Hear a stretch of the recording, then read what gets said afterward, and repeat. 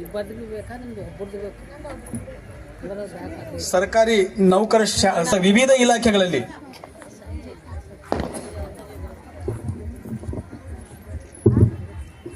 ತುಂಬಾ ಧನ್ಯವಾದಗಳು. ಸನ್ಮಾನ ಮತ್ತೆ ವೇದಿಕೆ ಮುಂಭಾಗದಲ್ಲಿ ತಾಯಂದ್ರು, ಹಿರಿಯರು, ಪ್ರಜ್ಞಾವಂತರು ಕೇಳಿಕೊಂಡ್ರೆ ಅದು ನಮಗೆ ದೇವರು ನಮಗೆ ಕೊಡುತ್ತೆ ಅಂತ ಒಂದು ರೀಸನ್. ಎರಡನೇದು, ನಮಗೇನಾದರೂ ಕಷ್ಟ ಆದರೆ ಅದು ನಮ್ಮನ್ನ ಕಾಪಾಡುತ್ತೆ ಅನ್ನೋದು ಎರಡನೇ ರೀಸನ್. ಒಪ್ಕೋತೀರಾ? ಇದು ಯಾವ ಮೂರನೇ ರೀಸನ್ ಇದೆಯಾ ದೇವ್ರ ನಂಬಕ್ಕೆ?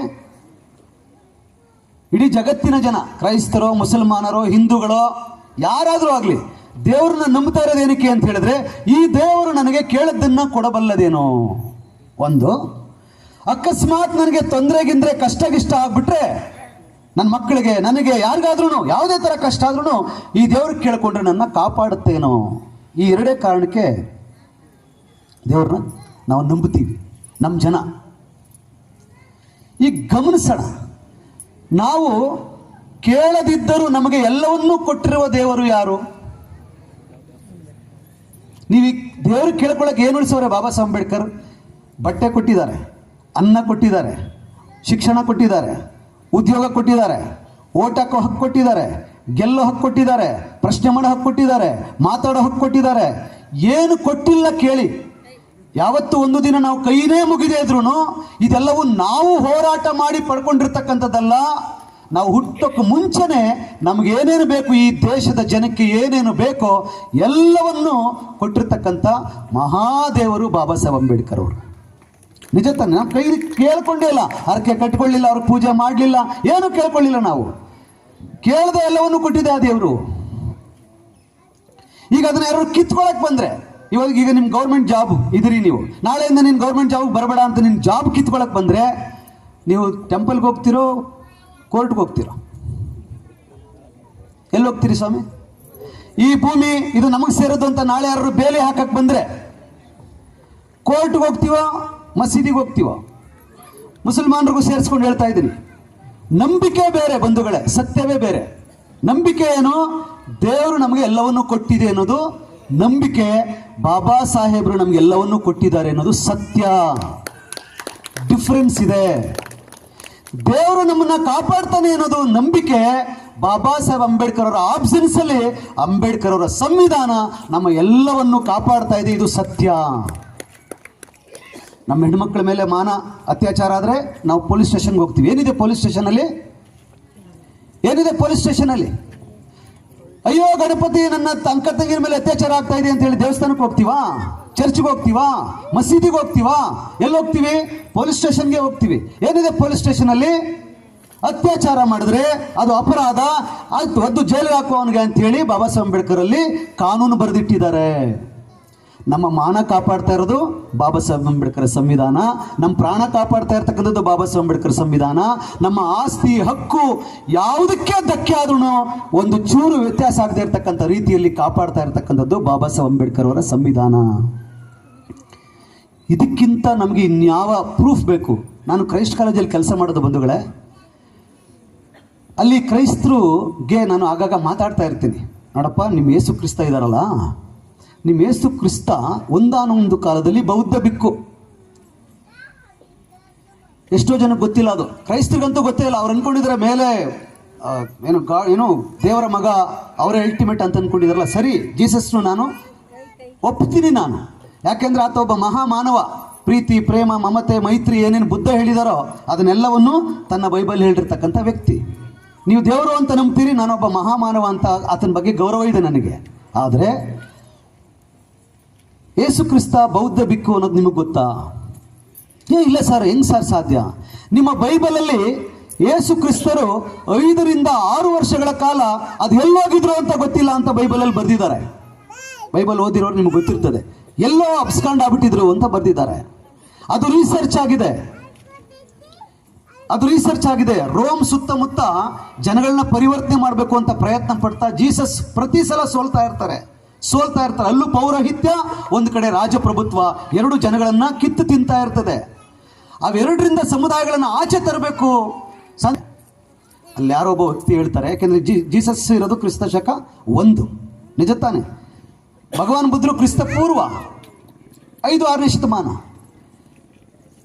ಒಬ್ರು ಹೇಳ್ತಾರೆ, ನೋಡಪ್ಪ ನೀನು ಯುರೋಪಲ್ಲಿ ಈ ಭಾಗದಲ್ಲಿ ಇಷ್ಟು ಕಷ್ಟಪಡ್ತಾ ಇದೆಯಾ, ಯಾವುದೋ ಒಂದು ಸುಲಭದ ಮಾರ್ಗ ಇದೆ ಅಂತ ಅನಿಸುತ್ತೆ, ಅದನ್ನು ಹುಡ್ಕೋಬೇಕು ಅಂದ್ರೆ ಏಷ್ಯಾ ಖಂಡದಲ್ಲಿ ಈಗಾಗಲೇ ನೀನೇನು ಕಷ್ಟಪಡ್ತಾ ಇದೆಯಾ ಅದೇ ರೀತಿ ಒಬ್ಬ ವ್ಯಕ್ತಿ ಅಲ್ಲಿದ್ದಂತಹ ದುಃಖವನ್ನು ನಿವಾರಣೆ ಮಾಡಿ ಅಲ್ಲಿನ ರಾಜಪ್ರಭುತ್ವ ಮತ್ತು ಪೌರೋಹಿತ್ಯದಿಂದ ಜನಗಳನ್ನು ಬಿಡಿಸಿ ಉತ್ತಮ ಮಾರ್ಗದಲ್ಲಿ ನಡೆಸ್ತಾ ಇದ್ದಾರಂತೆ ಕೇಳ್ಪಟ್ಟಿದ್ದೀನಿ, ನೀನಲ್ಲಿ ಹೋಗಿ ಕಲ್ತ್ಕೊಂಡು ಬಾ ಅಂತ ಹೇಳಿದಾಗ ಜೀಸಸ್ ಭಾರತದ ಕಾಶಿಗೆ ಬಂದು 6 ವರ್ಷಗಳ ಕಾಲ ಉಳ್ಕೊಂಡು ಗೌತಮ ಬುದ್ಧರ ವಿಚಾರಗಳನ್ನು ಮನನ ಮಾಡ್ಕೊಳ್ತಾರೆ, ಕಲ್ತ್ಕೊಂಡು ವಾಪಸ್ಸು ಹೋಗಿ ಬೈಬಲನ್ನು ಅವರು ಅಂದರೆ ಪ್ರೀಚನ ಮಾಡೋಕ್ಕೆ ಶುರು ಮಾಡ್ತಾರೆ ಅಂತ ಹೇಳಿ ಜೀಸಸ್ ಲಿವ್ಡ್ ಇನ್ ಇಂಡಿಯಾ ಅಂತ ಒಂದು ಬುಕ್ ಇದೆ. ಅಮೇರಿಕಾದ ಒಬ್ಬ ಫೇಮಸ್ ರೈಟರು ರಿಸರ್ಚರ್ ಬರೆದಿರ್ತಕ್ಕಂಥದ್ದು ಜೀಸಸ್ ಲಿವ್ಡ್ ಇನ್ ಇಂಡಿಯಾ ಅಂತ ಪುಸ್ತಕದ ಹೆಸರು. BBC ಮತ್ತು NGC ಇವೆರಡು ಚಾನಲಲ್ಲಿ Jesus Christ was in India ಅಂತ ಹೊಡೆದ್ರೆ 1-1.5 ಗಂಟೆ ಡಾಕ್ಯುಮೆಂಟ್ರಿ ಬರುತ್ತೆ ವಿತ್ ಪ್ರೂಫ್ ಜೀಸಸ್ ಇಂಡಿಯಾಕ್ಕೆ ಬಂದಿದ್ದ ಅಂತ. ಸೊ ಹಂಗಾರೆ ಜೀಸಸ್ ಯಾರ ಶಿಷ್ಯ? ಗೌತಮ ಬುದ್ಧರ ಶಿಷ್ಯ.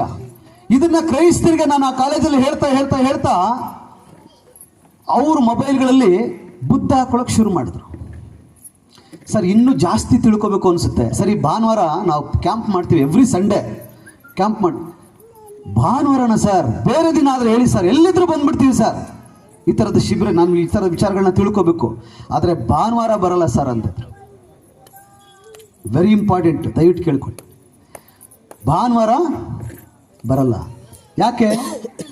ತುಂಬ ಇಂಪಾರ್ಟೆಂಟ್, ಅವನಿಗೆ ತುಂಬ ತಿಳ್ಕೊಬೇಕು, ಆತನು ಎನ್ಲೈಟ್ ಆಗಬೇಕು. ಬಟ್ ಆತ ಹೇಳೋದೇನು, ಭಾನುವಾರ ಬರೋಕ್ಕಾಗಲ್ಲ ಸರ್. ಯಾಕೆ? ನಾವು ಚರ್ಚ್ಗೆ ಹೋಗ್ಬೇಕು ಸರ್, ಫ್ಯಾಮಿಲಿ ಎಲ್ಲ ಚರ್ಚ್ಗೆ ಹೋಗ್ತೀವಿ ಸರ್. 1 ಕೋಟಿ ನಷ್ಟ ಆದ್ರೂ ತಲೆ ಕೆಡಿಸ್ಕೊಳ್ಳಲ್ಲ ಸರ್, ಜ್ವರ ಬಂದಿದ್ರು ತಲೆ ಕೆಡಿಸ್ಕೊಳ್ಳಲ್ಲ ಸರ್. ನಾವು ಕುಟುಂಬ ಸಮೇತ ಭಾನುವಾರ ಯಾವುದೇ ಕೆಲಸವನ್ನು ಇಟ್ಕೊಳ್ಳೋದಿಲ್ಲ, ನಾವು ಚರ್ಚ್ಗೆ ಹೋಗ್ತೀವಿ. ಅಲ್ಲ ರೀ, ಒಂದು ಸಂಡೇ ಬನ್ನಿರಿ. ಇಲ್ಲ ಸರ್, ನಾವು 6 ದಿನಗಳು ಏನು ಗಳಿಸ್ಕೊಂಡಿದ್ದೀವೋ, 6 ದಿನಗಳು ಎಷ್ಟು ರಕ್ಷಣಾತ್ಮಕವಾಗಿ ಜೀವನ ಮಾಡ್ತಾ ಇದೀವೋ ಅದಕ್ಕೆ ಜೀಸಸ್ ಕಾರಣ. ಈ 6 ದಿನ, ಸೋಮವಾರ, ಮಂಗಳವಾರ, ಬುಧವಾರ, ಗುರುವಾರ, ಶುಕ್ರವಾರ, ಶನಿವಾರ, 6 ದಿನಗಳು ನಾನು ಬದುಕಿರೋದಕ್ಕೆ ಕಾರಣ ಯಾರು? ಅವ್ರ ಪ್ರಕಾರ ನಂಬಿಕೆ, ಜೀಸಸ್. ನಾನು ಗಳಿಸ್ಕೊಂಡಿದ್ದೀನಲ್ಲ ಹಣ, ಆಸ್ತಿ, ಈ 6 ದಿನದಲ್ಲಿ ಆರೋಗ್ಯ, ಅದಕ್ಕೆಲ್ಲ ಕಾರಣ ಯಾರು? ಜೀಸಸ್. 6 ದಿನಗಳು ನಮ್ಮನ್ನು ಉಳಿಸಿರ್ತಕ್ಕಂಥ, 6 ದಿನಗಳು ನಮ್ಮನ್ನು ಕಾಪಾಡಿರ್ತಕ್ಕಂಥ, 6 ದಿನಗಳು ನನಗೆ ಲಾಭ ಮಾಡಿಕೊಟ್ಟಿರ್ತಕ್ಕಂಥ ಜೀಸಸ್ಗೆ 1 ದಿನವನ್ನು ನಾನು ಕೊಡಲಿಲ್ಲ ಅಂದರೆ ಜೀಸಸ್ ನನ್ನ ಕ್ಷಮಿಸ್ತಾನ ಸಾರ್ ಅಂತಂದ್ರು. ಇದು ಎಲ್ಲರೂ ನಂಬಿರುವಂಥದ್ದು. ನನಗೆ ದಿಢೀರಂತ ಹೊಳೆದದ್ದೇನು ಅಂದರೆ, ಅರೆ ಜೀಸಸ್ ನಮ್ಮನ್ನು ಕಾಪಾಡ್ತಾ ಇದ್ದಾನೆ, ಜೀಸಸ್ ನಮ್ಮನ್ನ ಎಲ್ಲವನ್ನೂ ಕೊಡ್ತಾ ಇದ್ದಾನೆ ಅಂತಕ್ಕಂಥದ್ದು ನಂಬಿಕೆ. ಬಟ್ ನಮ್ಮ ಜನಗಳಿಗೆ 6 ದಿನಗಳಲ್ಲ, ವರ್ಷ ಪೂರ್ತಿ ಕಾಪಾಡ್ತಾ ಇರ್ತಕ್ಕಂಥದ್ದು ಯಾರು ಸ್ವಾಮಿ? ಯಾರಮ್ಮ? ಬಾಬಾ ಸಾಹೇಬ್ ಇರ್ತಾನೆ. ವರ್ಷ ಪೂರ್ತಿ ಕಾಪಾಡ್ತಾ ಇರ್ತಕ್ಕಂಥದ್ದು, ವರ್ಷ ಪೂರ್ತಿ ಕೊಡ್ತಾ ಇರ್ತಕ್ಕಂಥದ್ದು. ನಮ್ಮ ಜನ 1 ದಿನವನ್ನ ಬಾಬಾ ಸಾಹೇಬ್ ಅಂಬೇಡ್ಕರ್ ಅವರ ಸೇವೆಗೆ ಮೀಸಲಿಡ್ತಾ ಇಲ್ವಲ್ಲ ಅಂತ ಬಹಳ ಬೇಸರ ಆಯ್ತು ನನಗೆ. 6 ದಿನ ಹೆಂಡತಿ ಮಕ್ಕಳಿಗೋಸ್ಕರ ದುಡಿಯೋಣ, 1 ದಿನ ಏನು ಮಾಡ್ಬೇಕು ನಾವು? ಚಳುವಳಿಯ ಕೆಲಸವನ್ನ ದಯವಿಟ್ಟು ಮಾಡಬೇಕು. ಅದು ಅವರು ಬರೀ ನಂಬಿಕೆಗೋಸ್ಕರ ಅಷ್ಟು ಕೆಲಸ ಮಾಡ್ತಾ ಇದ್ದಾರೆ. ನಮ್ದು ಸತ್ಯ, ಪ್ರತಿಯೊಂದು ಕೊಡ್ತಾ ಇರ್ತಕ್ಕಂಥದ್ದು ಬಾಬಾ ಸಾಹೇಬ್ರೆ. ಅವರು 2 ದೊಡ್ಡ ಕನಸನ್ನ ಕಂಡು ಸತ್ತೋಗಿದ್ದಾರೆ. ನೀವು ಮುನ್ನಡೆಸಿ ಅಂತ ನಮಗೆಲ್ಲ ಹೇಳ್ಬಿಟ್ಟು ಹೋಗಿದ್ದಾರೆ. 2 ಕೆಲಸ ಕೊಟ್ಟಿದ್ದಾರೆ ನಮ್ಗೆ. ಅವರು ಕೂಲಿ ಮಾಡ್ತಿದ್ದವ್ರಿಗೆ ಕೆಲಸ ಕೊಟ್ಬಿಟ್ಟು ಹೋಗಿಲ್ಲ. ನೀನು ಕೂಲಿ ಮಾಡ್ತಿದ್ದೆ ಅಲ್ವಾ, ಕೆಲಸ ಮಾಡೋಕ್ಕಾಗಲ್ಲ ಅಲ್ವಾ, ತಗೋ ಈಗ ಗೌರ್ಮೆಂಟ್ ಜಾಬ್ ತಗೋ, ಪ್ರೈವೇಟ್ ಜಾಬ್ ತಗೋ, MLA ಸೀಟ್ ತಗೋ, MP ಸೀಟ್ ತಗೋ, ಸಂಬಳ ಬೇಕಾ ತಗೋ, ಮನೆ ಬೇಕಾ ಕಟ್ಕೋ, ಒಳ್ಳೆ ಊಟ ಬೇಕಾ ಮಾಡ್ಕೋ, ನಡಿ ಈಗ ಕೆಲಸ ಮಾಡು ಅಂತ ಹೇಳಿದ್ದಾರೆ. ಸುಮ್ಮನೆ ಝೋನಲ್ಲಿ ಇರಿಸ್ಬಿಟ್ಟು ನೀನು 1 ದಿನ ಕೆಲಸ ಮಾಡು ಅಂತ ಹೇಳಿದ್ದಾರೆ ಬಾಬಾ ಸಾಹೇಬ್ ಅಂಬೇಡ್ಕರ್. ನಾವು ಮಾಡಲಿಲ್ಲ ಅಂದ್ರೆ ಏನಾಗುತ್ತೆ? ಭಗವಾನ್ ಬುದ್ಧರು ಪ್ರಶ್ನೆ ಆದಮೇಲೆ, 4ನೇ ಅನುಸರಣೆ ಆದಮೇಲೆ ಕೊನೆ ಎಕ್ಸಾಮ್ ಏನು ಅಂದರೆ, ಅನುಸರಣೆ ಮಾಡ್ತಾ ಇದೆಯಾ? ಸಾಲಲ್ಲ, ಈಗ ನಡಿ ಅದನ್ನು ಎಲ್ರಿಗೂ ಹೇಳಕ್ಕೆ ಹೋಗಿ ಪ್ರಚಾರಕ್ಕೆ ಹೋಗ್ಬೇಕು. ಆಗ ಪ್ರಚಾರಕ್ಕೆ ಹೋಗ್ತೀನಿ. ಅಯ್ಯೋ ಪ್ರಚಾರಕ್ಕೆ ಹೋದ್ರೆ ಏನಾದರೂ ನಮ್ಮನ್ನ ಇದೆಲ್ಲ ಸುಳ್ಳು, ಜನ್ಮ ಸುಳ್ಳು, ದೇವ್ರ ಸುಳ್ಳು ಅಂದ್ರೆ ಹಿಡ್ಕೊಂಡು ಹೊಡೆದ್ರೆ ಹೊಡೆಸ್ಕೋ, ಸತ್ಯ ಹೇಳು. ಬೈದ್ರೆ ಬೈಸ್ಕೋ, ಸತ್ಯ ಹೇಳು. ಹೊಡಿತಾರೋ, ಬಡಿತಾರೋ, ಅವಮಾನ ಮಾಡ್ತಾರೋ, ಸತ್ಯವನ್ನು ಹೇಳಕ್ಕೆ ನಾವು ಸಿದ್ಧವಾಗಿದ್ರೆ ಮಾತ್ರ ನಿನಗೆ ಬಿಕ್ಕು ಸ್ಥಾನವನ್ನು ಕೊಡ್ತೀನಿ ನಾನು. ಅಂದ್ರೆ ಅರ್ಥ ಅವಮಾನ ಆಗುತ್ತೆ. ಬಾಬಾ ಸಾಹೇಬ್ರು ಹೇಳಿಲ್ಲ, ಸನ್ಮಾನಕ್ಕೆ ಆಸೆ ಪಡದೆ, ಅಪಮಾನಕ್ಕೆ ಅಂಜದೆ. ನಾವು ಕೆಲಸ ಮಾಡಕ್ಕೆ ಶುರು ಮಾಡಿದಾಗ ಕೆಲವರು ಅವಮಾನ ಮಾಡ್ತಾರೆ. ಹೇಳಿದ್ರಲ್ಲ ಈ ಬರ್ತಾ, ಯಾಕೆ ಆರಾಮಾಯಶ್ ಕರೆಸ್ತಾ ಇದ್ರಿ ಬೀದರ್ಗೆ ಅಂತ. ನನಗೆ ಬಹಳ ಆಶ್ಚರ್ಯ ಆಗುತ್ತೆ, ಬಹಳ ಆಶ್ಚರ್ಯ ಆಗುತ್ತೆ ನನಗೆ. ನೋಡಿ ಸ್ವಾಮಿ, ಅವರು ಒಂದು ಕಾರಣಕ್ಕೆ 8,000 ಸಂಘಟನೆ ಕಟ್ಟಿದ್ದಾರೆ ಮನುವಾದಿಗಳು. ಉದ್ದೇಶ ಎಷ್ಟು? ಒಂದೇ, ಏನು? ಅವರ ಧರ್ಮ ಪ್ರಚಾರ, ಧರ್ಮದಿಂದ ಅಧಿಕಾರ, ಎರಡೇ ಅವ್ರು ಪ್ಲಾನ್ ಮಾಡಿರೋದು. ಮಾಡ್ತಾ ಇಲ್ವಾ ಅದನ್ನ ಅವರು? ಧರ್ಮದ ಪ್ರಚಾರ ಅವ್ರು ಅನುಸರಿಸ್ತಾರೋ ಬಿಡ್ತಾರೋ, ತುಂಬ ಚೆನ್ನಾಗಿ ಪ್ರಚಾರ ಮಾಡ್ತಾರೆ ಅವ್ರ ಧರ್ಮವನ್ನು, ಇಸಮ್ಮನ್ನು ಎಲ್ಲಿ ಬೇಕಾದ್ರೂ ಕ್ಯಾರಿ ಮಾಡಿಸ್ತಾರೆ.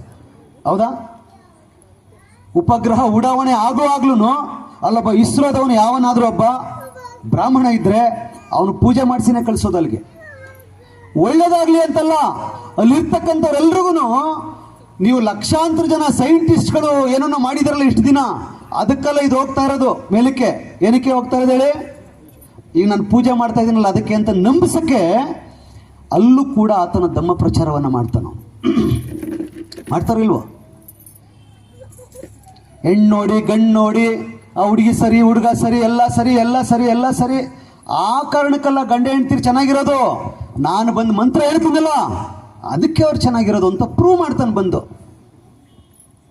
ನೀನು ಮನೆ ಕಟ್ಟಿದೆಯಲ್ಲ ಅದಕ್ಕೆಲ್ಲ ಇಷ್ಟು ಚೆನ್ನಾಗಿರೋದು. ಇದು ನಿಮ್ಮ ಸಂಸಾರ ತುಂಬ ಚೆನ್ನಾಗಿರೋದು. ಸಾಲ ಮಾಡಿ ಅಲ್ಲಿ ತಂದು ಇಲ್ಲಿ ತಂದು ಲೋನ್ ತಂದು ಮನೆ ಕಟ್ಟಿದೆಯಲ್ಲಪ್ಪ, ಅದಕ್ಕೆಲ್ಲ ನೀನು ಚೆನ್ನಾಗಿರೋದು. ನಾನು ಬಂದು ಗೃಹ ಪ್ರವೇಶ ಮಾಡಿಸಿದ್ನಲ್ಲ ಅದಕ್ಕೆ ನೀನು ಚೆನ್ನಾಗಿರೋದು ಅಂತ ಪ್ರೂವ್ ಮಾಡ್ತಾನೆ ಅವನು. ಎಜುಕೇಟೆಡ್ಸ್ಗಳ ಬಂದೆ ಬಂದು.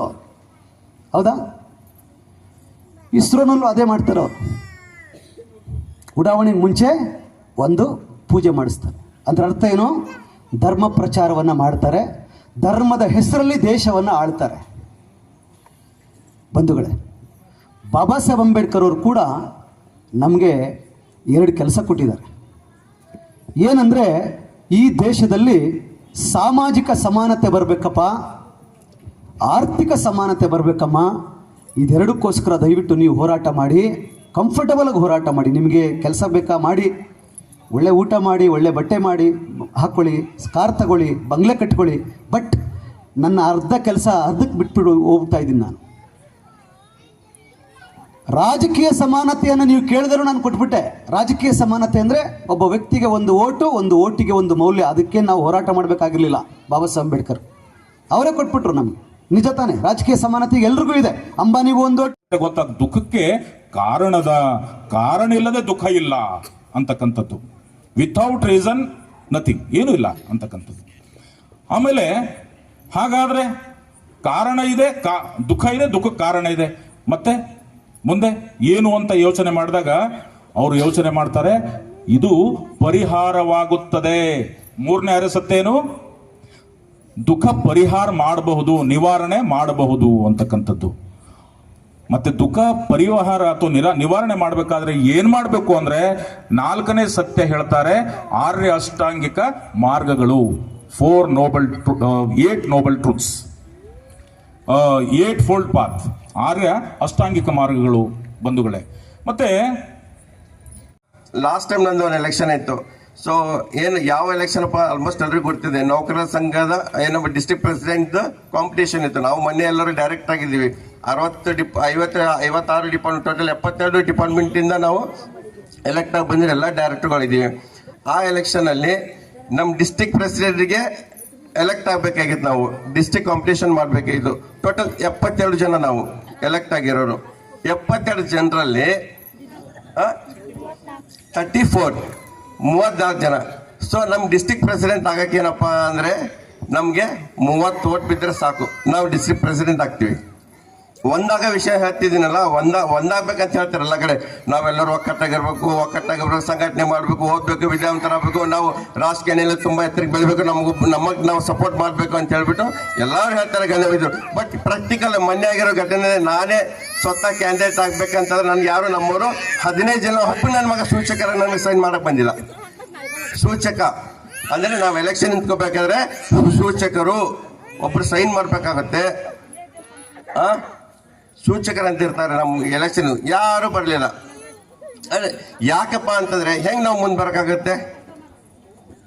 ಇವಾಗ ಪಾರ್ಲಿಮೆಂಟಲ್ಲಿ ಪ್ರಧಾನಿ ಬಾಬಾ ಸಾಹೇಬ್ ಹೇಳಿದ ವಿಷಯ, ನಾವು ಪ್ರಧಾನಿ ಆಗ್ಬೇಕು, ನಾವು ಏನಪ್ಪಾ ಅಂದ್ರೆ ದೇಶ, ನಾನೇ ಬಂದೀನಿ, ಎಲ್ಲರೂ ಸೇರೋಣ, ನಾವು ಸ್ಟ್ರಾಂಗ್ ಆಗೋಣ, ನಮ್ದ್ರಲ್ಲಿ ಒಬ್ಬರು ಯಾರು ಪ್ರೆಸಿಡೆಂಟ್ ಮಾಡೋದು ನಾನೇ ಸ್ವತಃ ಮುಂದೆ ಯಾರು ಸಪೋರ್ಟ್ ಮಾಡಲಿಲ್ಲ. ಸೊ ಈ ತರಗಳು ತುಂಬಾ ಮಾತಾಡ್ಲಿಕ್ಕೆ ಬರ್ತಾ ಇರ್ಲಿಕ್ಕಿಲ್ಲ. ಆದ್ರೂ ಸಹಿತ ಅವರ ಮನದಾಳದ ಭಾವನೆಗಳೇನಿವೆ ಅಲ್ಲ, ಅದು ನಾವು ಅರ್ಥ ಮಾಡ್ಕೊಳ್ಬೇಕು. ಕೇವಲ ಮಾತಿನಲ್ಲಿ ನಾವು ಹುಲಿಗಳಾಗಿ ಕೃತಿಯಲ್ಲಿ ಆಗದೆ ಹೋದ್ರೆ ಎಂಥ ಧೈರ್ಯವಂತ ಅಧಿಕಾರಿಯೂ ಸಹ ಸಮಾಜಕ್ಕೆ ಏನು ಒಳ್ಳೆ ಕೆಲಸ ಮಾಡಲಿಕ್ಕೆ ಆಗೋದಿಲ್ಲ. ಮೊನ್ನೆ ತಾವೆಲ್ಲ ಒಂದು ವಿಡಿಯೋ ವೈರಲ್ ಆಗಿರೋದನ್ನ ನೋಡಿರ್ಬಹುದು. ಅವರ ಧೈರ್ಯ ಎಂಥದ್ದು ಅನ್ನೋದಕ್ಕೆ ಅದು ಸಾಕ್ಷಿಯಾಗಿದೆ. MLA ಅವರು ಅವರನ್ನ ತಡೆದು, ನಾನು MLA, ನೀನು ಯಾಕೆ ಈ ರೀತಿ ನನ್ನ ಜೊತೆ ವ್ಯವಹಾರ ಮಾಡ್ತಾ ಇದ್ದೀನಿ ಅಂತಂದ್ರೆ ಅವ್ರು ಹೇಳ್ತಾರೆ, MLA ಆಗಿರ್ಬೋದು, ಆದರೆ ನಾನು ಅಧಿಕಾರಿಯಾಗಿ ನನ್ನ ಕರ್ತವ್ಯವನ್ನ ಮಾಡ್ತಾ ಇದ್ದೀನಿ ಅಂತ ಅವ್ರ ಕಡೆ ಕೈ ಮಾಡಿ ತೋರಿಸಿದ್ದಕ್ಕಾಗಿ ಅವರನ್ನ ಇಲ್ಲಿಂದ ಟ್ರಾನ್ಸ್ಫರ್ ಒಂದೇ ರಾತ್ರಿಯಲ್ಲಿ ಅವರನ್ನ ಟ್ರಾನ್ಸ್ಫರ್ ಮಾಡಿ ರಾಯಚೂರ್ಗೆ ಹಾಕಿದ್ದಾರೆ. ಯಾಕೆ ನಮ್ಮ ಅಧಿಕಾರಿಗಳ ಜೊತೆ ಹೀಗಾಗ್ತದೆ? ಅವ್ರು ಮಾಡಿರೋ ತಪ್ಪೇನು? ಒಂದು ವೇಳೆ ಅವ್ರು ಮಾಡಿರೋ ತಪ್ಪೇ ಆಗಿದ್ರೆ ಅವರನ್ನ ತಕ್ಷಣದಿಂದ ಸಸ್ಪೆಂಡ್ ಮಾಡಬಹುದಾಗಿತ್ತು. ಅವ್ರು ತಪ್ಪು ಮಾಡಿಲ್ಲ. ಆದ್ರೆ ಅವರಿಗೆ ಏನು ಕಣ್ಣುರಿ ಅಂತಂದ್ರೆ, ಇವನು ಒಬ್ಬ ಕೆಳಜಾತಿ ಅಧಿಕಾರಿಯಾಗಿ ನನ್ನ ಕಡೆ ಕೈ ಮಾಡಿ ಹೆಂಗೆ ಮಾತಾಡ್ದ ಅಂತಕ್ಕಂಥ ಆ ಏನು ತಾಳ್ಮೆ ಇರೋದಿಲ್ಲಲ್ಲ, ಇಂಥವ್ರು ನಮ್ಮ ಎದುರುಗಡೆ ಯಾವಾಗಲೂ ತಲೆಬಾಗಿರ್ಬೇಕು ಅಂತಕ್ಕಂಥ ಅಪೇಕ್ಷೆ ಇರ್ತದಲ್ಲ, ಅವರು ಅಷ್ಟು ಕೈ ಮಾಡಿ ಧೈರ್ಯದಿಂದ ಮಾತಾಡಬೇಕಾದ್ರೆ ಅದಕ್ಕೆ ಅವರು ಬಾಬಾ ಸಾಹೇಬರು ಅವರಿಗೆ ಸ್ಫೂರ್ತಿಯಾಗಿದ್ದಾರೆ ಅನ್ನೋದು ಅರ್ಥ ಆಗ್ತದೆ. ಅದಕ್ಕೆ ಅಂಥ ಅಧಿಕಾರಿಗಳಿಗೆ ನಾವು ಉಳಿಸ್ಕೊಳ್ಬೇಕಾದ್ರೆ ನಾವು ಸ್ವಾಭಿಮಾನಿಗಳಾಗಿ ಅಂಥ ಅಧಿಕಾರಿಗಳಿಗೆ ನಾವು ಸಹಾಯಕರಾಗಿ ಉಳಿದುಕೊಂಡಾಗ ಮಾತ್ರ ಅವರು ಇನ್ನೂ ಧೈರ್ಯದಿಂದ ಕೆಲಸ ಮಾಡಲಿಕ್ಕೆ ಆಗ್ತದೆ. ಇಲ್ಲ ಅಂದ್ರೆ ಏನಾಗ್ತದೆ, ಅಯ್ಯೋ ಇವತ್ತು ನನಗೆ ಶಿಕ್ಷೆ ಆಗಿ ರಾಯಚೂರು ಹಾಕಿದ್ದಾರೆ, ರಾಯಚೂರಿನಿಂದ ಇನ್ನೊಂದು ಊರಿಗೆ ಹಾಕಿದ್ದಾರೆ ಅಂದ್ರೆ ನಾಳೆ ಅವರು ಆ ಧೈರ್ಯವನ್ನ ತೋರ್ಲಿಕ್ಕೆ ಆಗೋದಿಲ್ಲ. ಅದಕ್ಕಾಗಿ ಅವರ ಮನದ ಆಳದ ಭಾವನೆಯನ್ನ ನಾವು ಅರ್ಥ ಮಾಡಿಕೊಂಡು ಅಂಥ ಅಧಿಕಾರಿಗಳ ಜೊತೆಗೆ ನಾವು ಕೈ ಜೋಡಿಸಿ, ನಾವು ಯಾರಿಗೂ ತಲೆಬಾಗಿ ನಡೆಯೋರಲ್ಲ, ನಾವು ನಮ್ಮ ಜೀವನದಲ್ಲಿ ತಪ್ಪು ಮಾಡೋರಲ್ಲ. ನಮಗೆ ಬಾಬಾ ಸಾಹೇಬರ ಕಾನೂನು ಮತ್ತು ಬಾಬಾ ಸಾಹೇಬರು ಕೊಟ್ಟಿರ್ತಕ್ಕಂಥ ಘನತೆಯ ಬದುಕು ಮುಖ್ಯ ವಿನಾ ಉಳಿದದ್ದಲ್ಲ ಅಂತಕ್ಕಂಥ ಮಾತನ್ನ ಬಹಳ ಸ್ಪಷ್ಟವಾಗಿ ಹೇಳಲಿಕ್ಕೆ ಇಂಥ ಅಧಿಕಾರಿಗಳಿಂದ ಸಾಧ್ಯ ಆಗ್ತದೆ. ಅದಕ್ಕಾಗಿ ನೀವೆಲ್ಲರೂ ಬರ್ತಕ್ಕಂಥ ದಿನಗಳಲ್ಲಿ ಕೇವಲ ಯಾರೋ ಹೆದರ್ಸ್ತಾರೋ ಅಥವಾ ಯಾರೋ ಹಣದ ಆಮಿಷ ಕೊಡ್ತಾರೋ ಅಥವಾ ಇನ್ಯಾವುದೋ ಅಧಿಕಾರದ ಆಮಿಷ ಕೊಡ್ತಾರೋ ಅದಕ್ಕೆ ನೋಡಿಕೊಂಡು ನಾವು ನಮ್ಮ ಅಧಿಕಾರಿಗಳಿಗೆ ಸಹಾಯ ಧೈರ್ಯ ತುಂಬೋ ಕೆಲಸವನ್ನ ಬಿಟ್ಟು ಅವ್ರ ಹಿಂದೆ ಹೋದ್ರೆ ಐಕ್ಯತೆ ಬರೋದಿಲ್ಲ ಅನ್ನೋದು ತುಂಬಾ ಅರ್ಥಪೂರ್ಣ ಮತ್ತು ಸತ್ಯವಾಗಿರ್ತಕ್ಕಂಥ ಮಾತು. ಅಂಥ ಅಧಿಕಾರಿಗಳು ನಮ್ಮ ಮಧ್ಯದಲ್ಲಿ ಬಂದು ತಮ್ಮ ಮಾತನ್ನು ಹಂಚಿಕೊಂಡಿದ್ದಕ್ಕೆ ಅವರಿಗೂ ನಾನು ಈ ಸಂದರ್ಭದಲ್ಲಿ ಧನ್ಯವಾದಗಳನ್ನು ಹೇಳ್ತೇನೆ. ಈ ರೀತಿಯಾಗಿ ನಾವು ಇವತ್ತು ಒಂದು ಸಾರ್ಥಕವಾಗಿರ್ತಕ್ಕಂಥ ಕಾರ್ಯಕ್ರಮವನ್ನ ಹಮ್ಮಿಕೊಂಡಿದ್ದೇವೆ ಅಂತ ಹೇಳ್ತಾ ಈ ಒಂದು ಕಾರ್ಯಕ್ರಮಕ್ಕೆ ಪ್ರತ್ಯಕ್ಷವಾಗಿ ಪರೋಕ್ಷವಾಗಿ ಸಹಾಯ ಸಹಕಾರವನ್ನ ಮಾಡಿರ್ತಕ್ಕಂಥ ಪ್ರತಿಯೊಬ್ಬರಿಗೂ ನಾನು ಭೀಮ ವಂದನೆಗಳನ್ನ ಹೇಳಿ ನನ್ನ ಅಧ್ಯಕ್ಷೀಯ ಮಾತುಗಳನ್ನು ಮುಗಿಸ್ತೇನೆ. ಮತ್ತೊಮ್ಮೆ ಎಲ್ರಿಗೆ ಜೈ ಭೀಮ್, ನಮೋ ಬುದ್ಧಾಯ. ತುಂಬಾ ನತ್ತಿಮೇ ಶರಣಂಗಯ್ಯ ಬುದ್ಧೋ ಮೇ ಶರಣಂ ವರಂ बुद्धो मे शरणं वरं ಏತೇನ ಸಚ್ಚವಜೇನ एतेन सच्चवचेन ಹೋತು ಮೇ ಜಯ ಮಂಗಲಂ होतु मे जय मङ्गलं ನತ್ತಿ ಮೇ ಶರಣಂಗಯ್ಯ नत्थि मे शरणं गय्यं ಧಮ್ಮೋ ಮೇ ಶರಣಂ ವರಂ धम्मो मे शरणं वरं ಏತೇನ ಸಚ್ಚವಜೇನ एतेन सच्चवचेन ಹೋತು ಮೇ ಜಯ ಮಂಗಲಂ होतु मे जय मङ्गलं ನತ್ತಿ ಮೇ ಶರಣಂಗಯ್ಯ नत्थि मे शरणं गय्यं ಸಂಘೋ ಮೇ ಶರಣ शरणं वरं संघो मे शरणं वरं एतेन सच्चवजेन एतेन सच्चवजेन होतु मे जय मङ्गलं होतु मे जय मङ्गलं साधु साधु साधु साधु साधु साधु बुद्धं नमामि बुद्धं नमामि धम्मं नमामि धम्मं नमामि संघं नमामि संघं नमामि ಅಹಂ ವಂದಾಮಿ ಸಬ್ಬದಾ. ಬಂತೆ ಎಲ್ಲರಿಗೂ ಮಂಗಳವಾಗಲಿ. ನಮೋ ಬುದ್ಧಾಯ. ಜೈ ಭೀಮ್, ಜೈ ಪ್ರಬುದ್ಧ ಭಾರತ್.